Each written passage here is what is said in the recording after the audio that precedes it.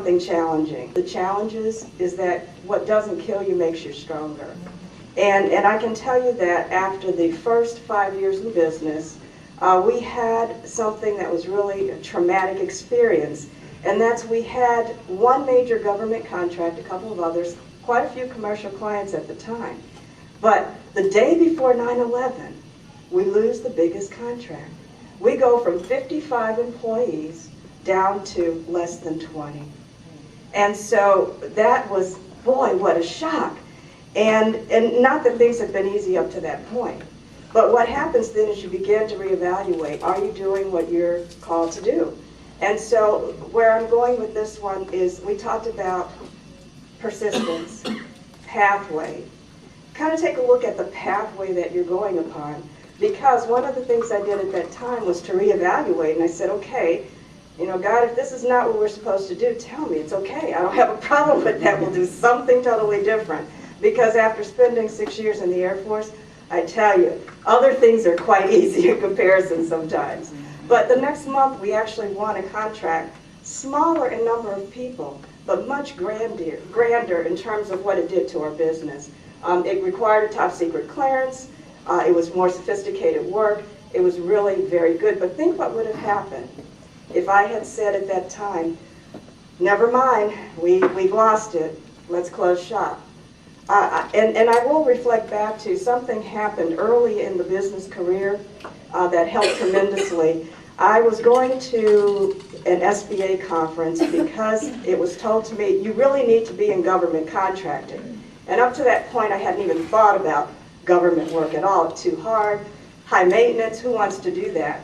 And the gentleman, I was at the conference, I sat at a table, didn't know anyone, and there was this gruff Navy gentleman. And he looked over and he said, so, you think you're going to do government work, huh, hun? And I said, well, I don't know. And he says, well, let me give you a hint. I am old. I'm a retired naval officer. I have contacts. It takes me 12 months to get business once I've made the first contact. He was very frank. He said, I'm going to tell you, you're female, you're a minority, and you think you're going to do technology. You better count on 18 to 24 months before something happens. Well, his goal was, and he said, I'm not telling you to discourage you. I'm telling you so that you'll have persistence, because just before you're about to make it over that corner is when you're going to have your revelation. And I have to tell you, that's one of the things that was a very, very good piece of advice, because almost without a fault, 18 to 24 months from the first time we talk to somebody at an agency, or even commercial clients, that's when it occurs. And even when I talk about, you know, people talk about deals being made on napkins or at ball games.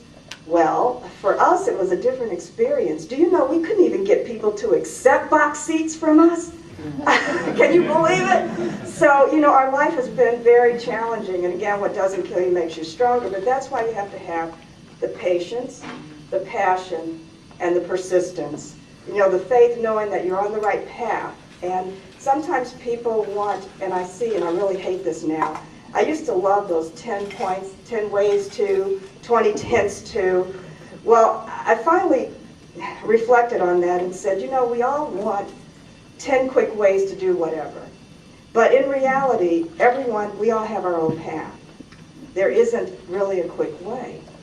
And as we're looking at the path that's set before us, we have to take a look at, is this what we should be doing? Am I willing to do what it takes? A long time ago, I read this book called How to Get Anything You Ever Wanted, something like that. I don't even remember who the author was. But the underlying message was, in order to get anything you want in life, you have to be willing to do absolutely whatever it takes to get it. So that means that if you're in business, if you're employed, if you're working for someone, you have to think, what is it that I really want? But you don't always have to do anything it takes. But you do have to know what it takes and be willing to do those things that fit within your mantra, whether that's, hopefully none of you are into unethical, illegal, or immoral behaviors. Because sometimes, for some things, that's what it takes. I vowed never to do politics for just that reason.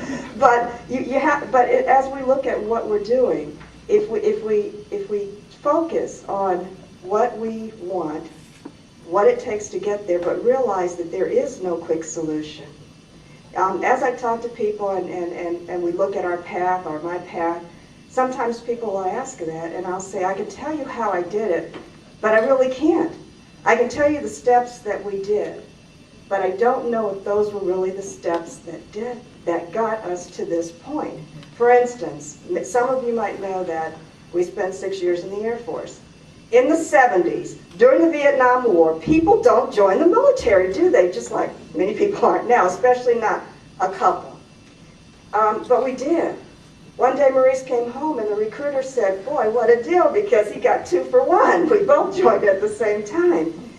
Little did we know that 20 years from then, we were going to be doing government contracting, and it's relevant.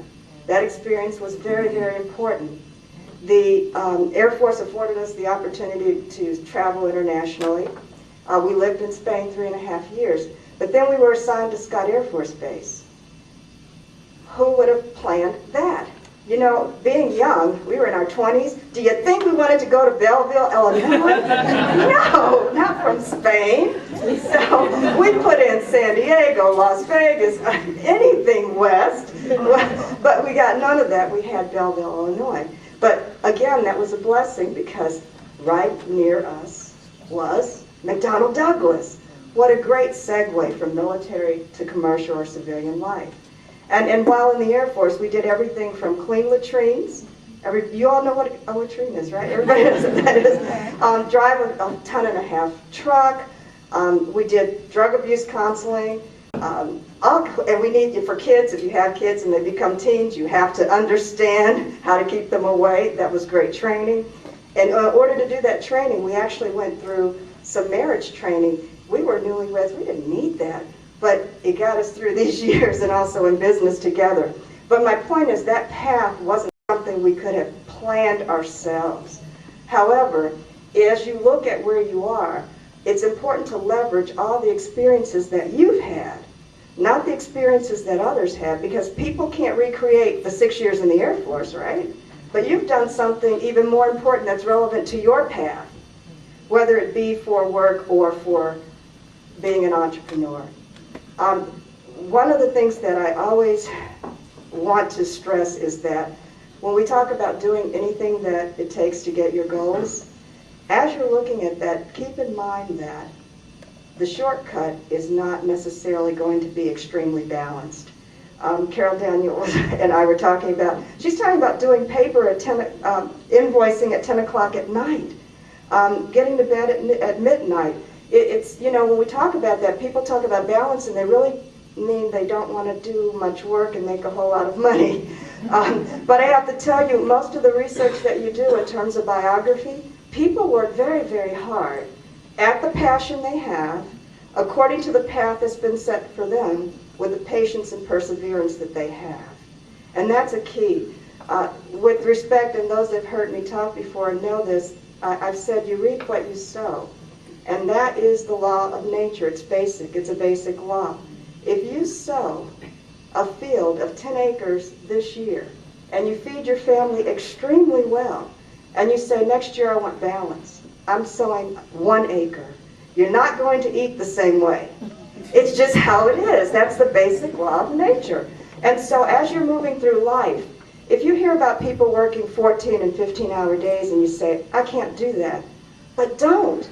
There are decisions you make based on where you are in life. If you have little children, they can't handle that right then. And as you go through life, you can do what it takes to do the things that you want to accomplish. So you're not a failure because you don't want to do 14 to 15 hours, but by the same token, don't disrespect the people who are. They're going to be rewarded for the work that they're putting out based on the task that they've been given, either by their employer or running their business. And so, as you're moving forward, what do you want? What's your passion? Take a look at your path. Have perseverance and persistence.